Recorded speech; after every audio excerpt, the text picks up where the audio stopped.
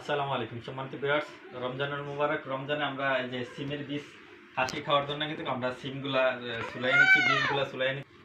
এই দেখেন, আমরা সিমের বীজগুলো আগে এখানে ভিজিয়ে রেখেছিলাম। বীজগুলো ভিজিয়ে রাখার পরে কিন্তু এটা ভিজেছে এবং সহজে এটাতে থেকে সহজেই আপনার সিমের বীজ বের করা যায়। দেখেন, একটা টিপ দিলেই বের হয়ে যায়। তো কতগুলো বের করছি, এগুলা কিন্তু খুবই সুস্বাদু। আপনার যদি সিমের গাছটাকে এরকম পাকা বীজ করবেন, এই দেখেন আমরা এই পাকা বীজগুলা এইগুলো সবগুলো ছিলিয়ে নিছি।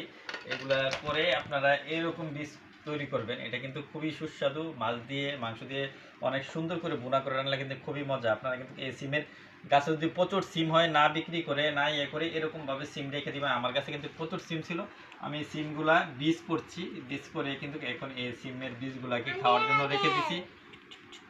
খাওয়ার জন্য খাওয়ার জন্য রেখে দিছি এবং প্রচুর পরিমাণ বীজ হয়েছে। এগুলা কিন্তু আপনি ফ্রিজেও আপনার ভাবে রাখতে পারবেন, সংরক্ষণ করে রাখতে পারবেন অনেকদিন খাওয়ার জন্য। সবাই ভালো থাকবেন আর এই পেজটাকে সবাই ফলো করবেন। আল্লাহ হাফিজ, আসসালামু আলাইকুম।